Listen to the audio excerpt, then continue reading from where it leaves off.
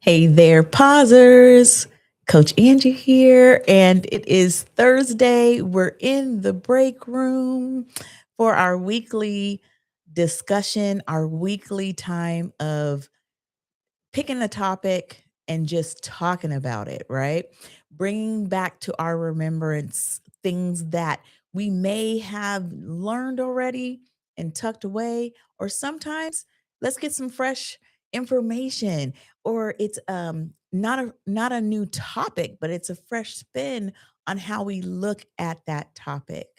And today's conversation is literally one of my favorite. And it's a favorite because maybe of how it impacted me when I originally started to connect the way I move and how I select what I'm doing, what I'm participating in, how much my load is, how I navigate my calendar, all kinds of sorts of ways, even how I decide to do relationships. It's all connected to our energy. So today we're talking about the energy assessment, which is something that we should be doing, reviewing our energy output often, and we call that energy management. I love this energy management as opposed to, and maybe not opposed to, in addition to time management, because we do need to manage our time. But managing our time alone doesn't always get us what we're looking for. It doesn't always get us to the end of the finish line in a way that we are even coherent, because we wear ourselves out when we don't necessarily manage our energy properly. And there's a few ways to do that. But today's question up for discussion is, which tasks on your plate give you life and which ones drain your battery completely? And those are two extremes. And of course, we both know, and we all know, I should say, that there's a whole bunch in the middle. But which ones give you life and which ones drain you completely? And, I challenge some of you, because I bet you that that list doesn't come easy unless you've taken the time to sit down and truly discover that. And sometimes we're moving so fast and doing so much that we haven't really assessed it and graded it, because we may live our lives in a way that we enjoy multiple things that we do, or that we give of ourselves in such a way that we feel that energy output in a heavy way because we're touching heavy things often. There's lots of ways to look at this, but I want to challenge you to kind of pinpoint this. Pause for a second and see if you can list those things. What's bringing you life? What are you doing? What are you putting your hands to that really give you life? And the reason why I say that is because they could be heavy energy expenditures, but it doesn't feel like it, right? It could come from your soul, even, right? Deep down of all the mix of who you are, your personality, your makeup, everything. But yet you walk away from some of those experiences feeling lighter, even if you have given so much. And then on the other end of that, there are things that we do sometimes that maybe it's so tedious, or maybe it has to do with who we're engaging with. And maybe there's just not a match in communication styles or work styles, something that makes us expend more energy, but not necessarily for the same kind of result. And that's one of the points that we're talking about here. Managing our energy, not just time. Sure, that's a great skill set if you learn that. If you start to understand and navigate what it means to weigh out energy, it'll help you decide your time better, right? It'll help you decide what you're doing with your time. It'll help you decide what you're doing with your calendar. And this includes the things that are beyond quote unquote choice, meaning that even when you're sitting at your desk and it's all work related, even if you take personal out of it, say it's all work related. If you understand your energy output, if you understand your energy management, it will help you to dial into your approach to what you're doing and how you're clearing your desk. Okay. Um, and then you want, once you've identified those high output zones, okay, once you've figured out what those are, then you can go in and actually start assigning and maybe doing a little bit more of a deep dive on them to see what they're connected to.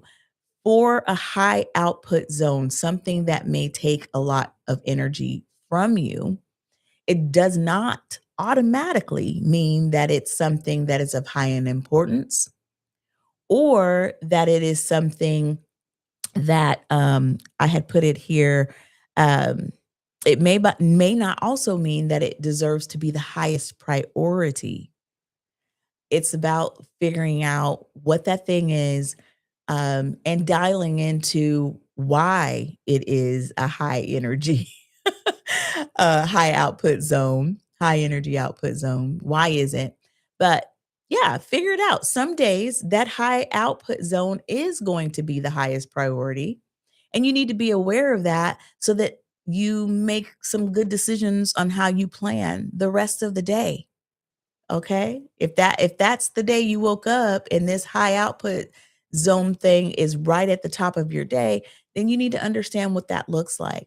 And vice versa, if you know that the high output thing that you need to take care of is going to be midday or at the end of your day or at the end of your week, then you need to arrange and manage your time in a way that leaves enough energy for you to take care of what needs to be taken care of. And you can do that once you've done that assessment and understand what kind of energy you're expending. Okay. And there is, with that schedule, how we do things, there are some natural rhythms that we flow in.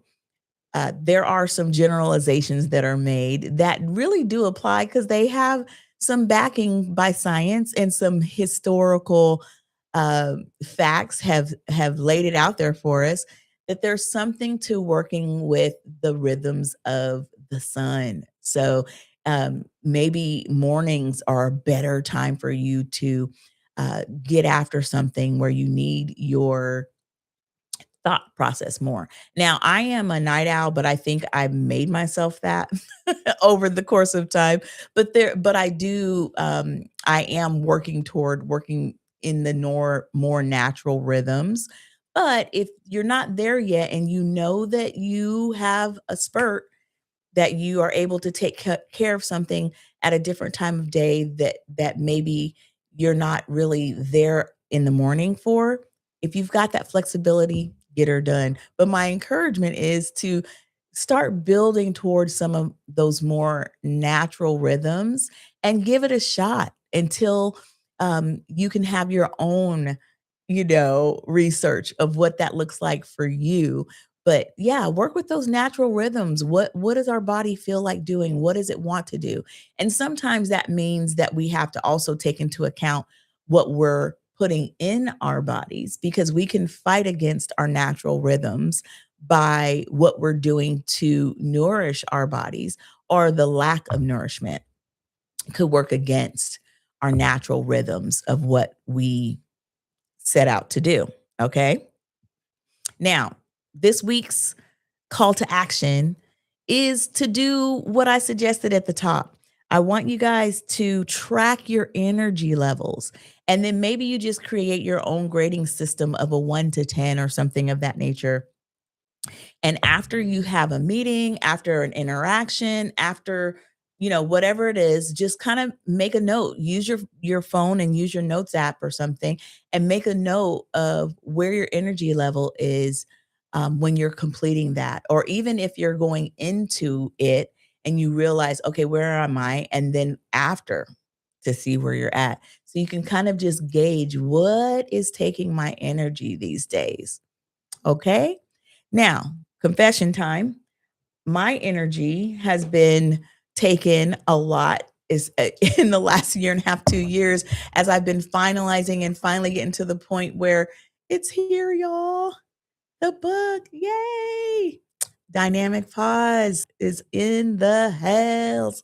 So excited. So it's out there. It's still finalizing some processes with one of my distribution options through Ingram Sparks, which will then make it more readily available in other places aside from Amazon, which it went to Amazon last Friday, I think it is. I didn't do a grand announcement yet, but of course, I shared it with friends and family. And I love every single one of you guys who have shared with me, sent me pictures, holding the book. I'm just thrilled. I am so thrilled. So um, if you're able to get it now, go get that book. If you're waiting for it to be in other places besides Amazon, hey, I hear you. It's coming. And if you're local and if you're in Tacoma or near Tacoma, you are welcome to join us in person at the book launch event on August 28th. That's a Friday, 7 p.m. downtown. It's on at the corner of 11th and Yakima at the Tacoma Armory. Will be in the Roosevelt Room, 7 o'clock, and it'll be open house style, with the exception of at the beginning, probably around half about 7:15 ish. I'll do an introduction of the book, and just share with you guys, share with friends and family who have decided to stop in, and new friends that I would love to meet. If you've purchased the book and we've never met, come on out. I'll be signing copies for everyone, and then we'll just hang out, have a good time. We'll be there till 9. All right, guys. Thank you. And we'll see you next week in the break room. Talk to you guys later. Bye.